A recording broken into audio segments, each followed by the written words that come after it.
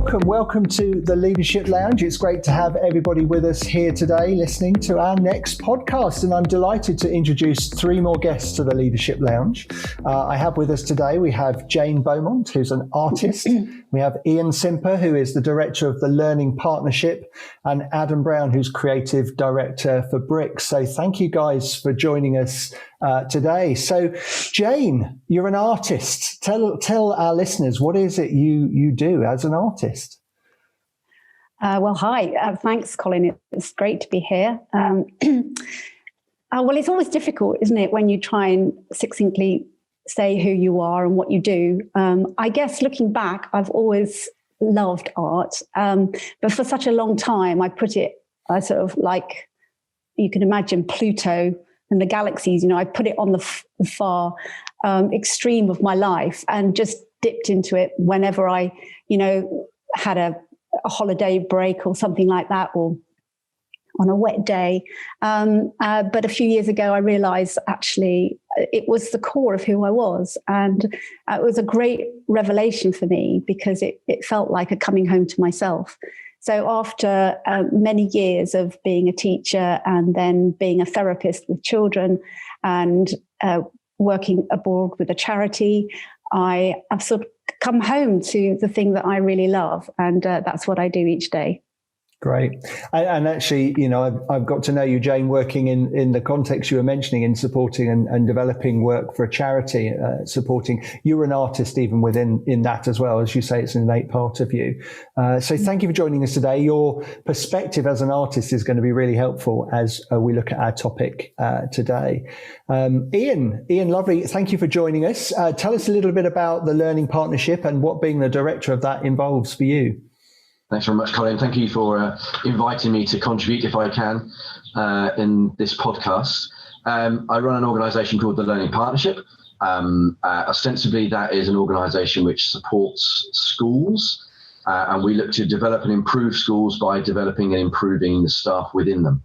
And so our core business is around professional development, and we take a lead on that on behalf of schools right across the country. And it's for everybody who works in a school or with a school. And so we provide training support for newly qualified teachers all the way through to heads, governors, and everybody in between. Great. And thank you for joining us, Iain. And I know as we go through today's topic, you're going to be just explaining some of the ways that you've done that to help some of our listeners just thinking about the creativity and approach you've had. So thank you. And then we have Adam, creative director of Bricks. Now, I know what Bricks is, but perhaps some of our listeners won't. So tell everyone what Bricks is and what being the creative director involves. Yeah. So thanks for inviting me, Colin, as well. So Bricks is a brand and design agency based in Stowmarket. So we primarily work with charities to help give them the brand foundations they need to have a lasting impact. So one thing I've seen, I've worked alongside charities like my whole life. And one thing I've seen is that very often they have fantastic teams, fantastic services, do great work. But one thing they don't focus on is how to describe themselves, how to brand themselves, how to communicate with the people that they want to have an impact on. So we primarily now focus on helping them with that through brand development. And we also work with other organizations as well. But yeah, primarily we just want to help build sustainable and successful organizations through brand and creativity. And then alongside that, so we're based at the Mix in Stowmarket, and all our profits from our work go back to supporting their youth work. So it's sort of a social enterprise in that respect. Yeah, fantastic. So right at the heart of what you do is a creative way of supporting and developing young people. And again, what you do is you serve others in bringing that creativity and giving clarity to people in brand and how they kind of put themselves across. So it's fantastic. So thank you for joining us as well, Adam. It's great. Now, our listeners, perhaps if you're working out, well, these three guys, why have they been pulled together? And what's our topic in the Leadership Lounge. And our topic, you'll know each month we have a different one. And this month's topic is innovation and creativity. And you've already worked out that actually for each member of the Leadership Lounge today, they bring innovation and creativity. And so innovation, if you were to look up what that is in the dictionary, is the practical implementation of ideas that result in the introduction of new goods or services, or the improvement in offering of goods and services. And creativity is the use of imagination or original ideas to create something. So why are we looking at this topic today? This is, the Leadership Lounge. Well, I think because leaders need to be innovators and creatives. One of my favorite authors that I love to read is a guy called Seth Godin. We're going to mention a number of his quotes today as we chat around this topic. And he said, leadership is about painting a picture of the future, going there, and people will follow. It sounds so simple. We know in leadership, actually, it takes a lot more hard work than just that. But at the core, he's right. But in order for leaders to paint that picture of the future, we need to work with others to innovate and to create. And there's a brilliant new book by Seth Godin called The Practice: Shipping Creative Work. And in it, he says, artists make change happen. Artists are humans who do generous work that might not work. Artists aren't limited to paint or museums. So I've got three guests with me who are artists in their own field. In Jane's case, it actually is with art. With Adam, it is working with brand and creative.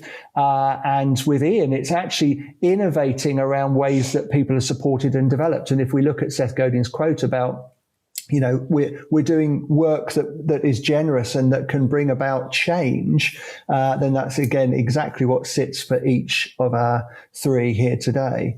So I'm just want to explore this topic really around innovation and creativity, its importance for leadership. So Jane, I wonder if we could start with you. Can you start by just telling the listeners around your style of art and how you go about it? Because I love your particular niche that I think you've found. But tell our listeners about that. Yes, well, I think this is such a difficult thing for anybody who's involved in, as you call it, art, because basically, I'm not sure I agree that, I'm an art person over here. I mean, I think, yes, as you say, we're all artists, and I think I'd say that the use of the word, or the phrase "finding your style," if you're involved in anything creative, you're not really aware of that. I'm not really, I don't think of myself as creating a style. I think of myself as just trying to be as authentically me as possible. And so, I appreciate that we do that, and I do that with artists. I look to see what their style is, but I think that's the viewer saying that.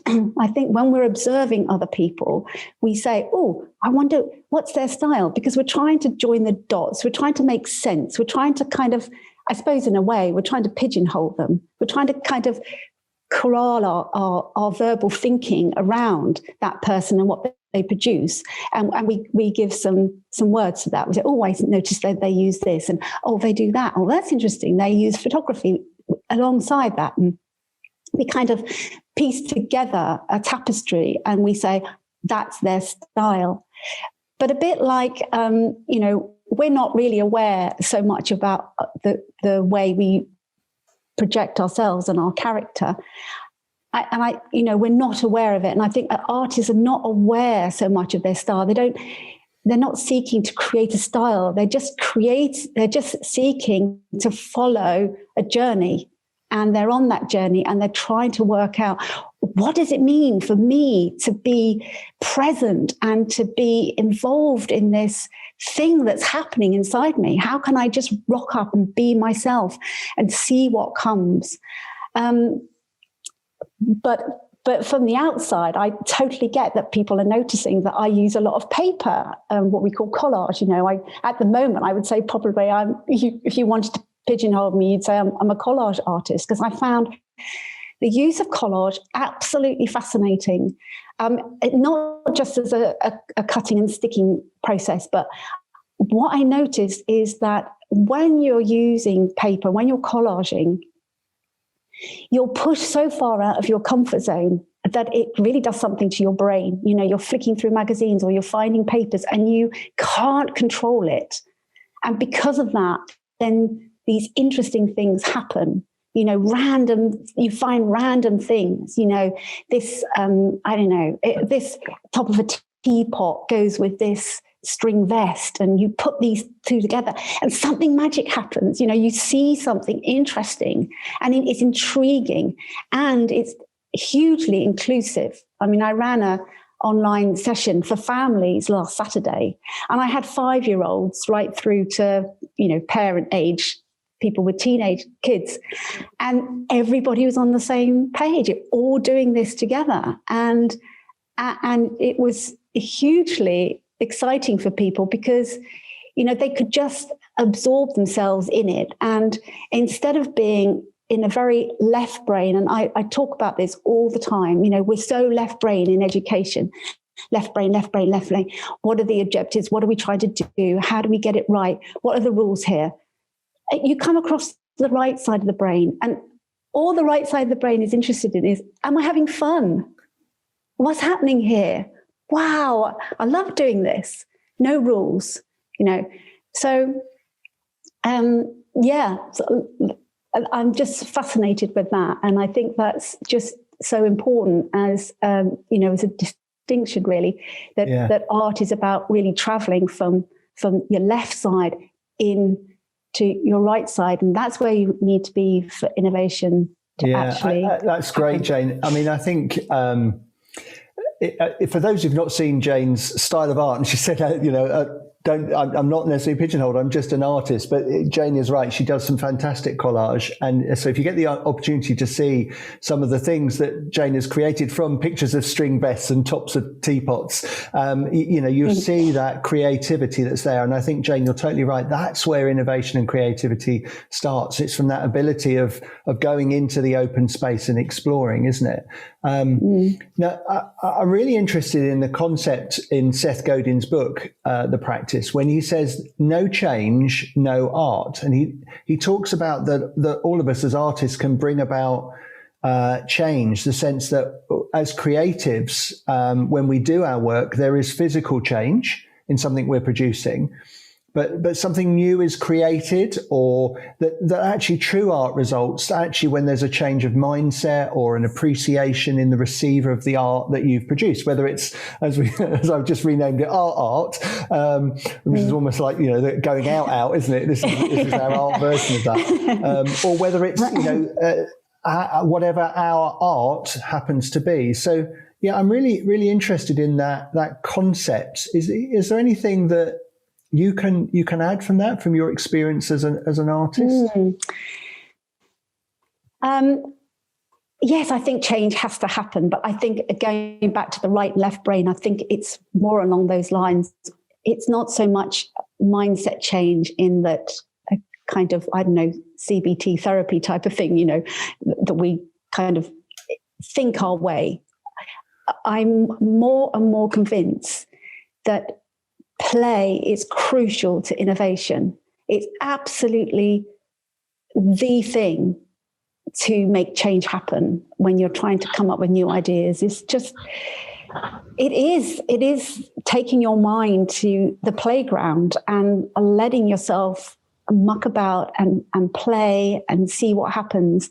So I think unless you're willing to do that in whatever your creative venture is, then I think you're missing a trick, because although it's scary, that's I think where we double down on our sort of uniqueness, and we draw upon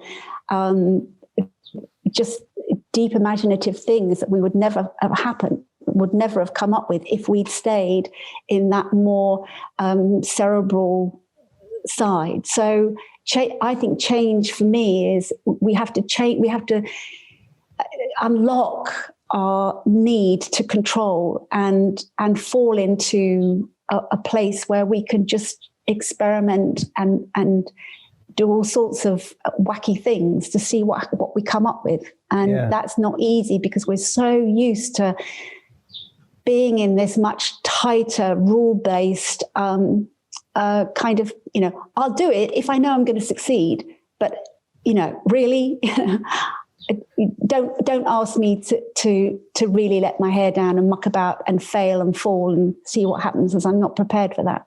Yeah. So I think that's the sort of change that I think needs to happen. Unless we're willing to do that, then we don't go very far. Yeah. So there's this sense of being able to experiment. You use that word, letting go, losing this sense of control on it, to actually see the change that can happen. And as you say, it can be a scary place.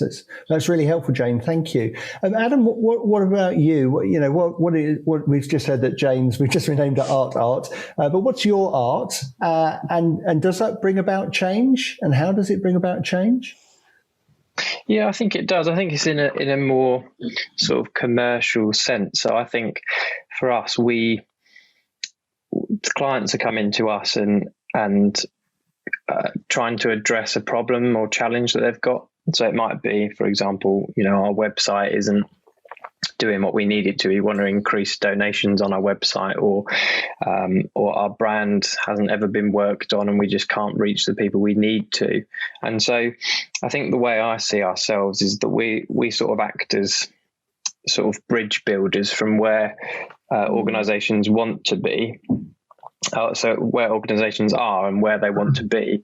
And so we're then trying to build that bridge for them, which is often comes in the process of a brand or, a website or whatever it may be. We're addressing a problem through design and creativity that helps them to get where they want to go. And so, but I completely agree with what Jane said in terms of you've got to explore the possibilities around that. Because like when a client comes to us with a problem, it's really easy to go, oh, they just need a website, we'll just do that. But actually, it's important to first of all sort of look and explore the options that are available in addressing that challenge. And then obviously inside the creative process, there's that whole, other case of often there are barriers of, restrictions that we have based on what clients are wanting to throw at the project or the type of organization they are. You haven't quite got no boundaries, but it's trying to sort of push those boundaries and look at the other angles that you can address the problem.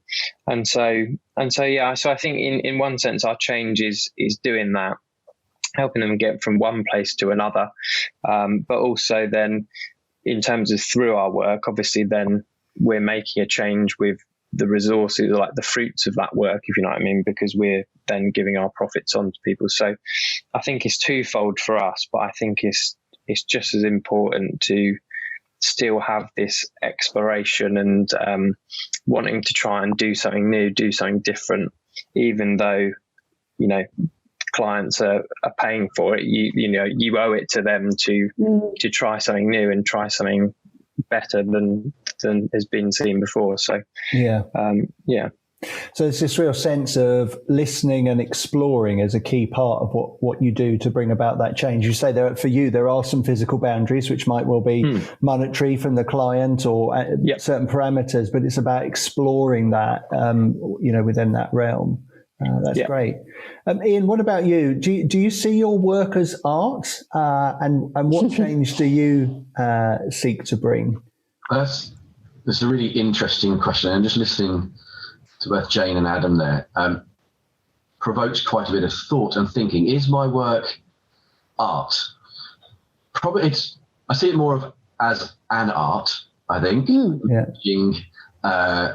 The complexities of the organisation and what the organisation is trying to do is an art. Whether what we're doing is art is really interesting. Is it creative? Yes. Is it innovative? Yes. Therefore, is it an art? Well, that's up for discussion. I don't see what I do as being art in what many people might consider as a traditional sense of what art is. We'd need to come up with some sort of definition as to what we think art is. And I think we'd probably be here for a good few days debating and discussing that to get anywhere near to a clear and concise definition. But I definitely think it is an art, or a collection of arts and skills that are needed to do what we do. Trying to improve schools by improving teachers is an art. And not just for us as an organisation, but of course for schools and then the people in them as well. So it's a tricky question to answer, Colin. Is it art? Don't know, because I'm not really sure what art is. Yeah. Is it an art? Yes. Yeah, and I guess perhaps it's sometimes for people who look on the outside. It's just if you look at a beautiful painting, if you watch some marvellous, dancing or acting, you get this sense it's in the eye of the beholder. Wow, that's amazing. Yep. I think when I have seen really good quality teacher trainers, and I've seen them in their flow, it is almost, a beauty and art when you see people being taken from one piece of understanding to an even greater understanding. So maybe it's as you sit and look on, maybe because you're in the middle of it, you almost can't see how artistic, and it certainly brings about change, doesn't it, in terms of people moving in their understanding. And it brings about joy. I think if that could be a sort of a part of the diagnosis, or if you like, of whether it's art, is, it's something that brings you joy. I remember the first time I saw a clip of prayer flags in Nepal, and I thought, that's so beautiful, on the mountainside, and all these prayer flags flapping with all their bright colours, and the snow behind, and the deep blue sky. It was so visceral, and so, it just kind of touched me deeply, a bit like watching somebody teach well. If it evokes joy, then I think it is an art form.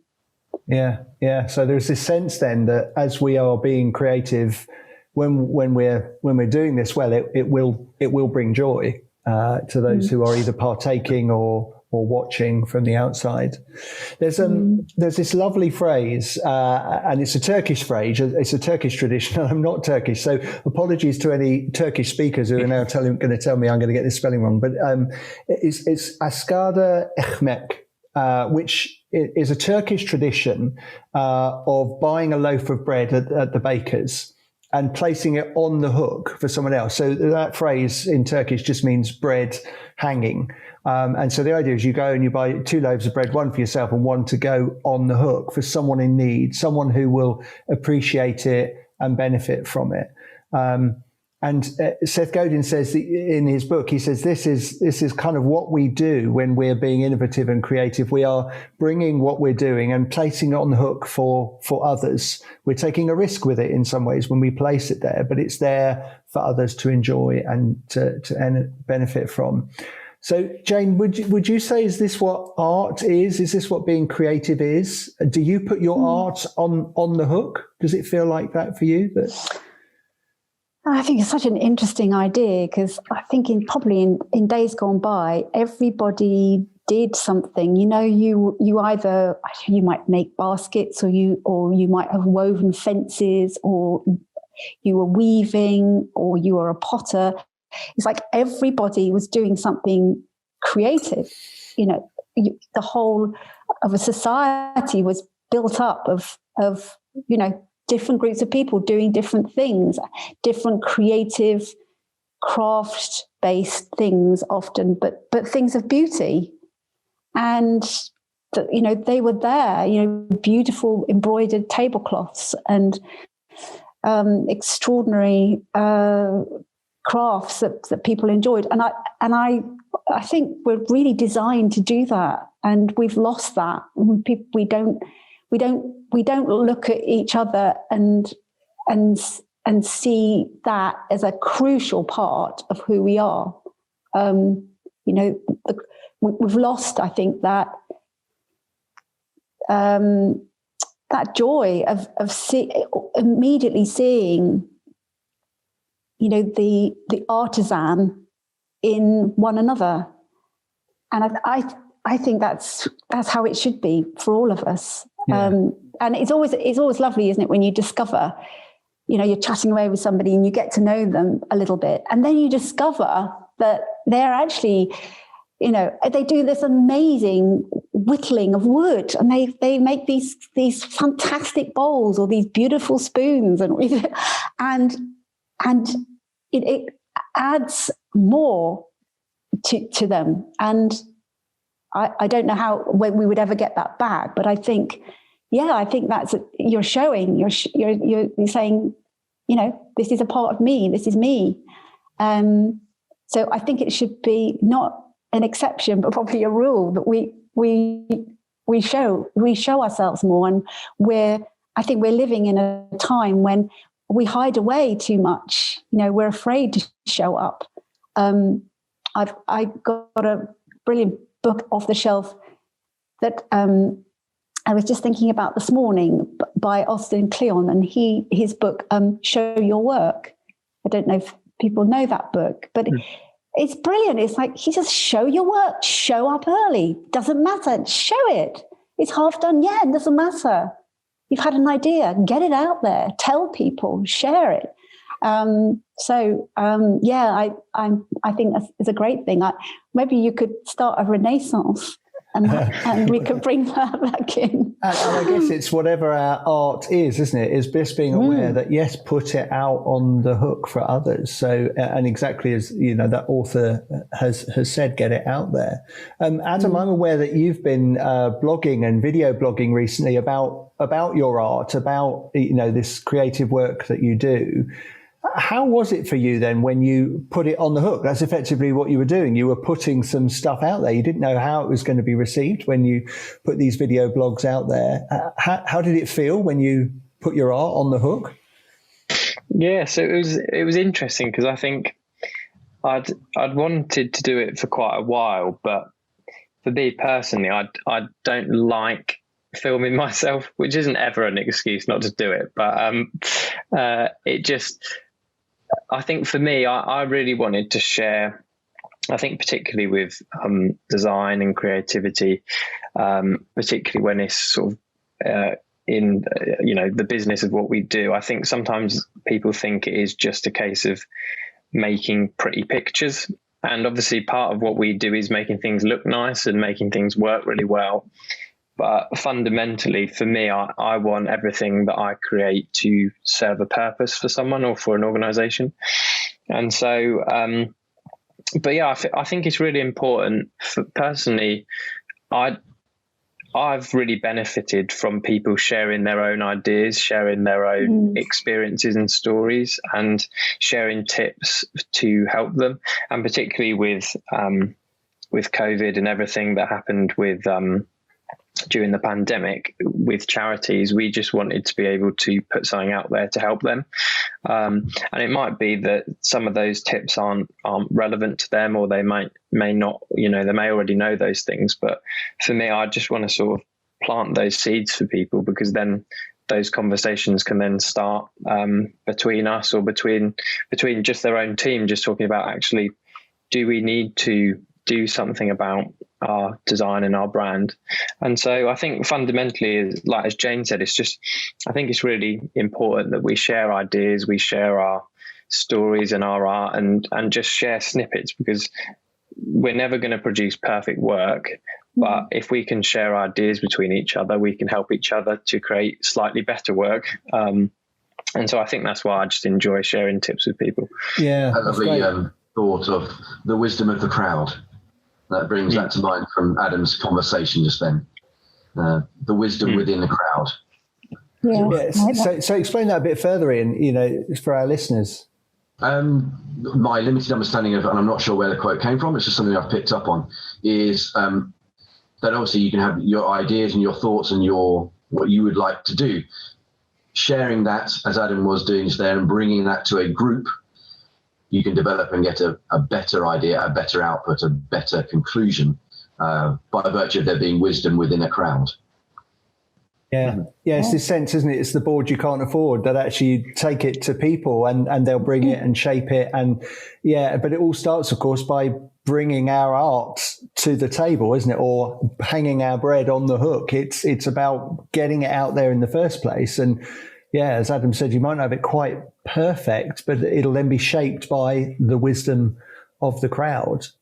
So yeah, this importance of getting it and starting it, experimenting with it. It comes back to what Jane was saying earlier about that experimenting with art, isn't it? Is really important. So when we innovate, not feeling we've got to have it all sewn up before we launch or release it. So I've been very much thinking about that. So I'm considering a new project for Everyday Leader. It's one I've called Renew, and it's designed for those who've perhaps been bruised by something, and it's particularly for leaders, if they've been bruised by an experience, and they recognize that that's perhaps holding them back from living the life and from leading the way they want to lead.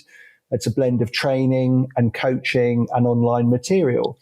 And meeting with others, and it's something new. It's something, for me, I think, innovative. I don't think there's much out there like that. But of course, there's a nagging in your mind, isn't there? What if it goes wrong? What if actually people don't want it? How can I ensure it's a success? These things perhaps naturally come into our heads. But then I read Seth Godin's book. He says the search for guarantee is endless, fruitless, and the end of possibility, not the beginning. Because if we're constantly waiting for it to be perfect, we never actually get it out there. So if we're searching for guarantee, it just becomes the end of something. It kills the project off. So I think what we're picking up here about innovation is it's about starting, it's about the step, it's about moving out with it.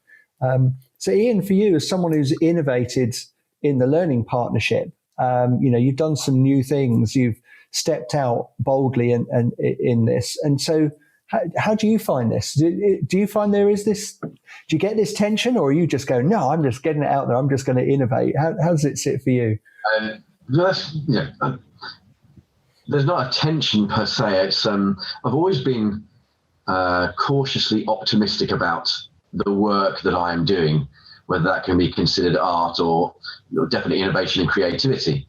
I've always been cautiously optimistic that actually we're on the right lines. I've always spent a lot of time, and I have done, as you just talked about there, recent innovation within what the Learning Partnership is doing, and how we are serving and supporting schools, spending a lot of time relying on the crowd, as we've just touched on and talked about just then. Because, of course, you have grand plans, what you think the outcome might or ought to be. That gets shifted and shunted when you start talking about it with people, and rightly so, actually. So I spend a lot of time talking to schools, to school leaders, and to teachers, and also to those people who provide the support into schools, to get coherence around what the offer might be. So how can we improve schools? We do it by improving teachers. How do we improve teachers? Well, let's talk to teachers, but let's talk to the experts who are going to support those teachers as well. And so, the search for the guarantee is endless and fruitless. I think it's important that you start off knowing roughly where you want to go. Yep. But actually, the journey is far more important.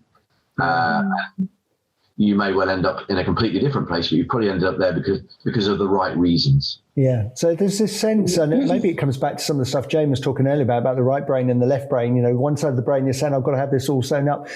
We can almost help ourselves by this conversation, by chatting it through with different people. It allows us to experiment in a way that perhaps we feel more comfortable with. And as you say, you might end up with something you hadn't quite intended, but that conversation has helped you shape that creativity. And has made that bit, makes it feel a bit safer to do, but you're still at least getting it out there. It's part of that. And so, Adam, one of the things that I think, if we're going to get this out there, is just these series of steps, and that's what we see as this series of steps, not this miraculous jump that we make. So, if you're innovating and creating, do you see that? Do you do that? Is it a series of steps for you when you're creating something, when you're being innovative? Yeah, I think it sometimes changes. I think at the start of everything, we always want to look, certainly from our perspective, is what is the problem? What are we trying to achieve here? Why do we need to do this?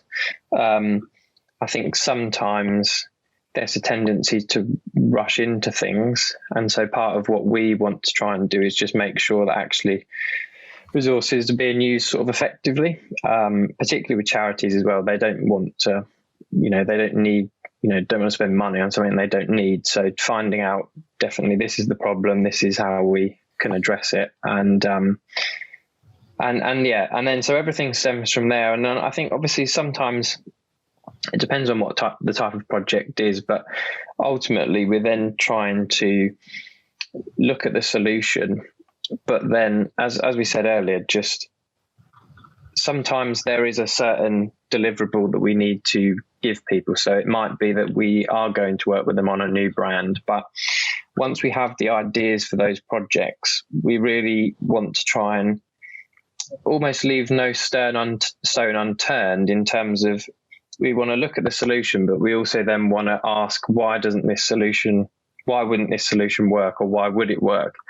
And then just keep looking from different angles and sort of testing our ideas, particularly in our line of work. That's quite important, because often, as any creative people will know, as we'll all know, your first idea isn't always your best one. It can be, but not that often. So just trying to, again, just look at different solutions, look at different ways of framing the problem. And then you can start to see the doors that open up and perhaps spark something else. And even if those things don't lead to anything, you've at least worked out what you don't want to do with this project, and you can focus your mind onto how you do want to solve it. Yeah. And so that's quite an important part of it for me anyway, just testing things and working out almost why you don't want to go down that route, or why you do, because then it helps narrow you towards the actual solution. Yeah, great. And just listening to you and just kind of paralleling it actually with Iain and with Jane. If I think about Jane, she was talking about earlier, I'll take these different parts, these different pictures, and see, does that one work with that one or doesn't it? She's exploring the options. You say you explore the options. Iain said, actually, I explore the options, with teachers, with those that are working with teachers. And so that process you're talking about actually works across all types of art that we might be producing, all types of innovations. So that's really helpful. Thank you. One of the chapters in my book, here you go, I sound now like, in my book type person, but there's a chapter on innovation, and I talk about 6 steps. Now, Jane was saying earlier, our brain, we like to try and put it into blocks and units. And so for those of you who like to work with that side of the brain rather than the more creative, artistic, here are 6 steps for you. So I talk about having the end goal in mind. That's something we've talked about so far in our conversation, being really clear. Where is it I'm sort of heading with this?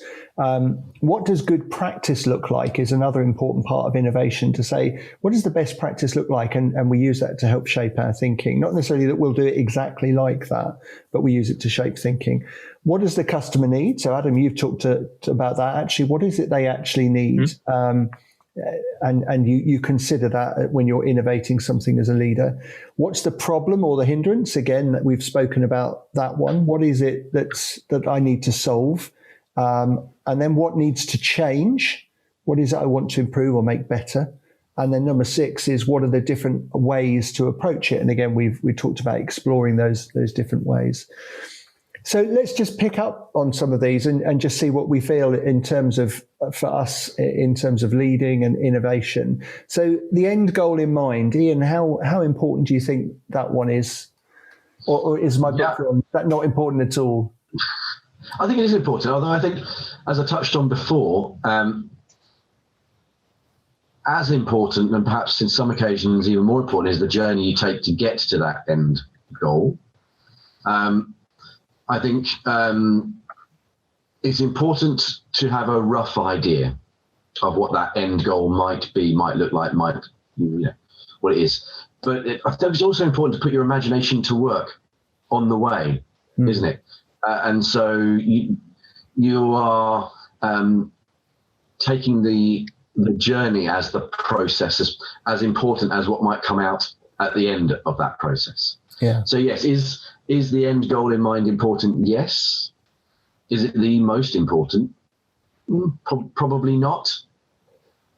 I think, there's quite a bit to consider getting to that point. It's interesting you put the end goal in mind at the start, whereas I think that the end goal runs through the process of doing something, because it shifts and changes and bumps and moves and develops and grows as you go through the process. Yeah, I really like that idea of regularly checking in. Actually, is this still the end goal? Is it still relevant? Because actually, as you've gone on this journey of exploration, you might have discovered something that you didn't know at the beginning that actually means it has to change. Because if I just keep delivering on the goal I thought we had, it'll miss the mark, because it's not actually helping those that we're after. That's some really helpful thinking. Thank you. Jane, then the next one was know what good practice looks like. So I know we said earlier that you are an artist, but some people might see you as a collage artist, but you are an artist. But if you're doing collage, are there other collage artists that you look at and say, oh yes, this is what good collage looks like, or not? Is that not so relevant for you, or is it relevant? Well, I think no, it's wrong. I think, as I've kind of intimated before, I know what the big obstacle is, and I know what the troublemaker is, and that's fear. So whenever I'm fearful that I'm not going to get it right, I might say, well, what are other people doing? And oh, that looks great. Maybe I could copy that. And I don't think there's anything wrong with actually being inspired by others, because, as Iain said, it kickstarts your imagination, and your imagination is so important.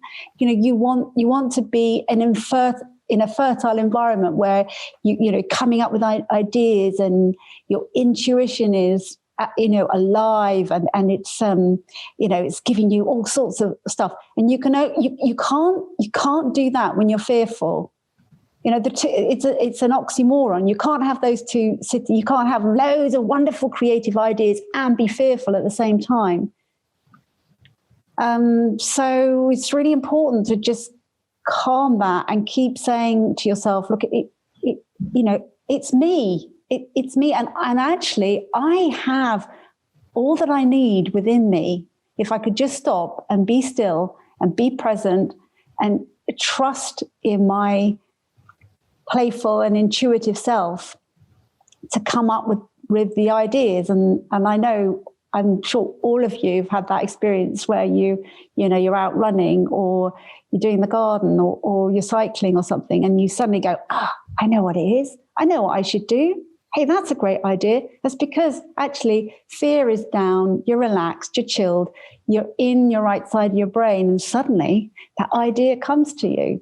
And so for me, I suppose best practice is just get there, drop down into flow as quickly as you can. Learn to do that. Learn to come into the art room. Just leave everything and just drop down into it, where you're just letting go, and you're not saying, oh, I'm not sure I got the right paintbrush. Oh, no, it's still not quite. Oh dear, I've only got half an hour and I want it to work. That is a recipe for, disappointment. And so I think for me is just getting to that place where I can be free of that that accusing and critical mind, which just puts a spanner in the works, and it just tries to mess things up and interfere with innovation and playfulness happening. So there's this sense of knowing what best practice looks like, but not being hindered by it, not being restricted by it, not seeing it as something to be a slave to, or something to bring fear, e.g., oh, well, I haven't quite matched that. And that will hinder the creativity. So is that balance? It will, yeah. And for me, there's a sort of assumption that there is a right down the road. There is the perfect collage, or there is the best piece of art will look like somebody else's, and that's where I'm headed. And of course, that's not true. No. The journey is within myself, and it's, what what magic is going to happen? Where's the juice? Where's the spark? And I have to go find that. It's not out there. So best practice is how do I draw on this deep well of creative resources that's already there? It's there, and I just need to relax and let go and find that. Yeah, so there's this sense that we might well know some good practice, but actually we can make our practice, we've got to be free enough to make it even different, make it even better, because there is this sense, isn't it, that what was best practice then becomes superseded by somebody that's actually experimented and been innovative to create some new best practice. So it's being aware of that, but allowing something possibly different and even better to come out of us. So that's really helpful.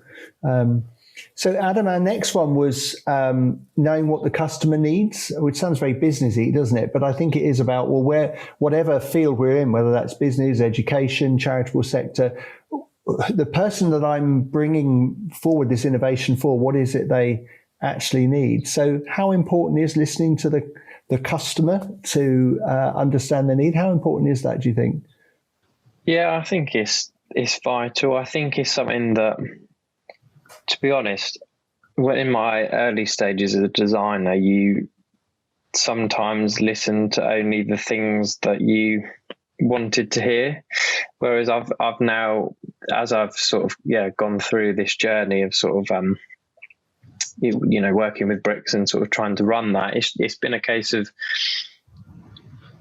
my sole purpose in the first meeting with a client is to listen to them, ask them questions that are open-ended and just let them talk. Because if I don't understand where they are or where they're coming from, I can't address a solution. And if I don't understand that, I'll be addressing something that doesn't perhaps need to be solved, or something that they may not need. So as we said earlier, it's really important to understand particularly the problem. I mean, sometimes obviously then communicating with the client in terms of talking with them about a potential solution that's a two-way conversation. It's not, sometimes there's a tendency to think that we've already got the solution there. Whereas when you listen to the client, they may be saying, we've tried this, we've tried that. And they might come to us saying, we think we need to do this. But actually, sometimes they do need someone from the outside to actually ask why. And so, I think it's vital, and it's something that if anyone, who's listening to this, who's creative and is working in design or whatever field it may be, film or photography, understanding what your customer needs is the most vital thing to kick off any project. It's not about what colours look nice, what I've been inspired by this week or anything like that. It's purely focusing on that first, and then you can solve it. Yeah, and actually, Adam, I think you're totally right, because I think that goes beyond artists and creatives. If you think about education, it's really understanding what is it that our children or these families need. If it's in business, what is it that our customer needs? If it's creative, what is it they need? If I'd be as bold to say for art, actually, I guess that's more of an expression as to what you feel the world needs at this stage when you're creating your art. So I think that's really important, this whole thing of listening to really understand, not just to, as you say, put the latest thing across, but to really understand the situation. So what the next one was around what is the problem or the hindrance, or what needs to change. So for any of you, when you're developing things, how do you consider this? What needs to change? I think from our point of view, the learning partnership and working with schools and with teachers, understanding what needs to be changed typically comes from the schools or the teachers themselves. And so they will understand themselves really well and their classroom practice and their school development, and they'll know really well which areas they need further support and or guidance with. And then we facilitate a solution for them or to that. So the Learning Partnership is responsive to our customers understanding their own needs for change, as it were, to put a business slant on it. There are obviously times when, as an organisation outside schools, as the Learning Partnership is, we can see what's coming over the horizon, or we notice what's happening elsewhere that schools might not notice, and we can bring that to their attention as well. We might suggest that this is something that might need to change. But typically we are reliant on our, for want of a better phrase at this juncture, customers to tell us what it is they need to change. Yeah. Mm-hmm. Yeah, and I like the bit you've just talked about there, though, of sometimes sitting slightly outside of someone's situation to be able to see it from a different perspective. And I think that's really important. It's one of the reasons on Leadership Lounge we try and bring people together from different perspectives, from education, from business, from art, to look at things from a different perspective, and maybe to ask those questions around change in a different way, to look at things with eyes that perhaps have not seen things before. So I think it's really important. In my book, I talk about different ways that we can approach change. I talk about 5 C's. I talk about being curious, the first one, asking questions, what's working, what isn't. I talk about challenge even the strongest held principles. So I give the example of Dyson challenged the need even to have a bag in a Hoover. And now actually, of course, the strongest held principle is you don't have a bag in your Hoover. And that's all because he challenged that principle. I talk about being creative, reimagining what it could look like. Collaborative, we've picked on that already, haven't we, in our chat today? What are others doing in a different field? Who could I partner with that might be able to help me? And lastly was to consider, just to experiment, to test, to kind of maybe even fail at something, but just to explore and to consider things. Do any of these ring true for you when you're innovating in your area? Do you have curiosity or challenge? Jane, what is it you do? Yeah, I mean, 100%. It's obviously I wouldn't see myself going through those step by step, but and I would, looking at the list, I think I would probably put the experimentation and failure and falling and stumbling and doing messy stuff. I'd probably put that right at the beginning, because you got to break the mindset or the way you come to something, because you're always going to come at it the way you've always come before. I mean, and that in a way, our biggest problem is ourselves. Like what Adam was saying is, he's told himself he's going to listen, and I think, to some extent, that's what I do with myself. I say, look, just get out of your own way. Maggie Hamlin is a great Suffolk artist, and she always says she starts the first half an hour, 40 minutes, just doing some crazy sketch. She just splatters stuff on the paper. She just messes stuff up because she's got to get herself out of the way. And I think a lot of the time we are our biggest problem. We kind of march into an issue the same way. It's not our fault. It's just how we are. And so our greatest challenge is, how do we break that up?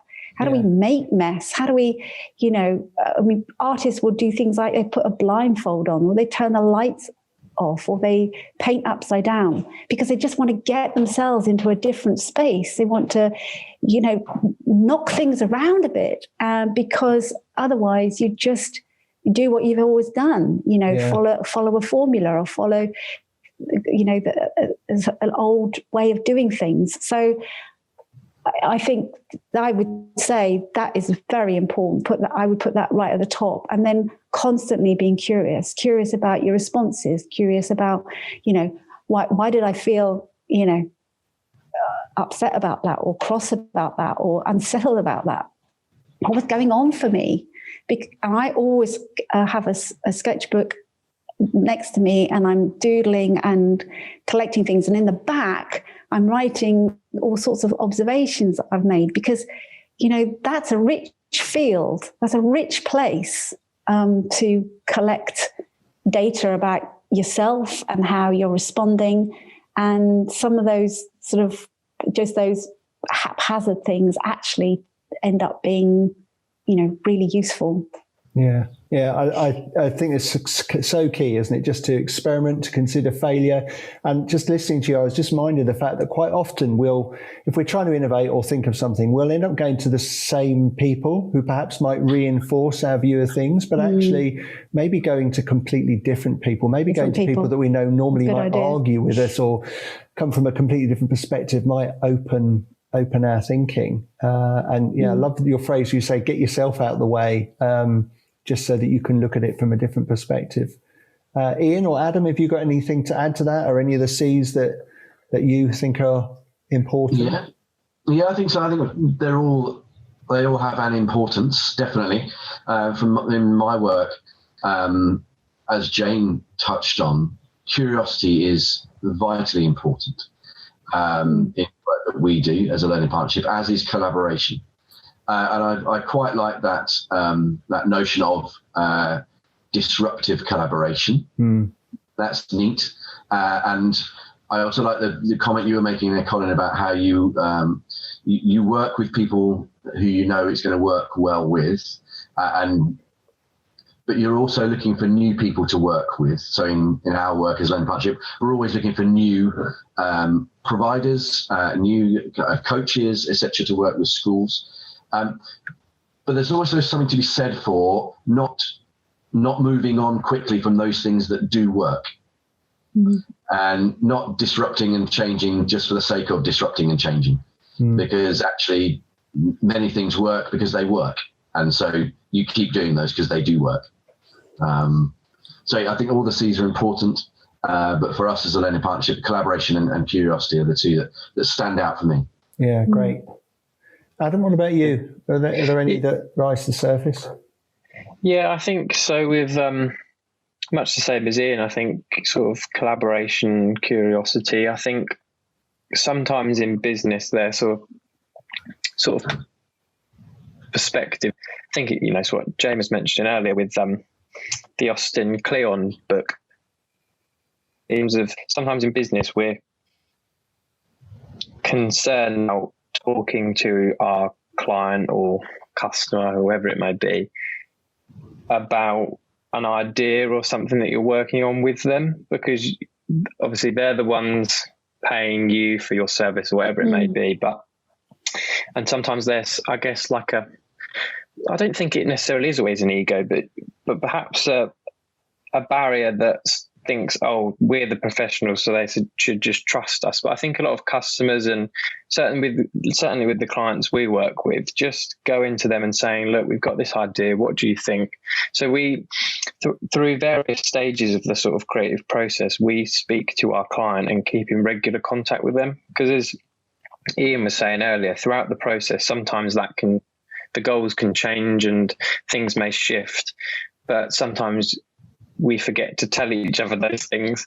And so I think if we can collaborate on things, not only with, people who are like-minded, but also with those who we are working for or working with, or who we're seeking, we're collaborating with, I think really important, and something that actually I think most people appreciate, rather than feel like you're being unprofessional or whatever it may be to talk to them. They appreciate being part of that process. And to get the best work, you often need to involve those people, because, you're working on it together. And if they don't like the solution or they don't like what you're offering, you've got a problem already. So working with them throughout the process is a really helpful thing that I think sometimes is often overlooked, particularly in the design industry from my perspective. Yeah. And then it has to be partnership, because it's eventually going to be theirs, isn't it? So exactly, part of creating that. That's fantastic. So time flies when you're having fun, and we are already now at the end of our time together on this session in the Leadership Lounge. And as we normally end, we ask for a top tip from each of our guests. So I want to know, what is your top tip for innovation and creativity? It might be something you came into this session thinking. It might be something that you've kind of realised as you went through. This is where now each of you are now wishing the other person to go first, so you have a bit more thinking time. But if we're going to start with you, Jane, what would your top tip be for our listeners around innovation and creativity? I think it's don't play safe. And we think that, we're open and, we read books and we try to be as innovative. But I think so often we play safe. And I say it to myself, don't play safe, mess things up. Be outside your comfort zone. If you're outside your comfort zone, then the chances are you're in the right place and that something's happening, that something's stirring up, because it's only in that liminal space, that space between where you are and where you want to be. That's where things happen, when things are kind of stirred up. So that would be mine. And that's something I keep having to tell myself. Don't play safe. Don't do what other people want. Just be true to yourself and see what happens. Let disturbance be the fertile ground for where you're going onto, because nobody needs to stay where they are. We're always moving on. And I think that's probably key for me. Yeah, that's great. Thank you. Don't play safe. Thanks for that one, Jane. Iain, what about you? What would your top tip be? Well, there's so much to choose from. There's a wealth, isn't there? Just from now that conversation's past hour or so. From our point of view as a learning partnership, and my work in particular closely with teachers and with schools, for both development of creativity and innovation, I think there are three words that I want to sort of I'm drawn back to, and it's overarching is collaboration. But then underpinning that collaboration is your ability to be imaginative, curious, and experimental, all of which I think that teachers and schools are naturally good at. They sometimes get diverted by things that aren't typically imaginative, curious, or indeed experimental. But I think schools are very good at those things, by virtue, probably, because humans are very good at those things, and schools are all about humans, human beings. But I think overarching that from our point of view is collaboration, and that's what I take as a top tip for being innovative and creative. Is the importance of and how you utilize collaboration within those. Yeah, brilliant. Thank you, Iain. Yeah, really important that we are collaborative to bring about that creativity. And Adam, for you, what's your top tip? Yeah, so I think I said mine a little bit earlier. So I think keep reframing the problem and keep trying things out. I think just what Jane and Iain have said basically, and just in terms of often the early ideas that we get might be good and we might be happy with them. And this is not a suggestion that we should pursue perfection, but I think we have a duty to, as we're solving a problem, just try and push ourselves a bit, keep trying to reframe it, keep trying to think of ideas. It might be that you get to a dead end and you think, actually, I'll go back to that first idea, but actually just trying things out, reframing it, just trying to think of new things. That's where you're going to have those sparks of creativity and sort of innovation, because if you're going to be comfortable and just do what's comfortable, that can work sometimes. But ultimately, I think if we want to do something really different and help those who we're trying to serve with our work, we sort of owe it to them to push ourselves a bit and reframe the challenge so we can find sort of more creative solutions. Yeah, great. Thank you, Adam. And as you say, we do owe it to those that we're serving. That's part of why we're innovating, is to put our art on the hook, to bring it to those that actually need what we're offering, but to get it out there, but to aim to keep reframing and keep rebuilding it. So it's great. Guys, thank you ever so much for joining us on the Leadership Lounge. It's been great to spend time with you. Thank you, Iain, Jane and Adam for joining us today. Thank you, listeners, for being part of the Leadership Lounge too. And we look forward to you joining us again next month. Thanks, everyone. See you next month.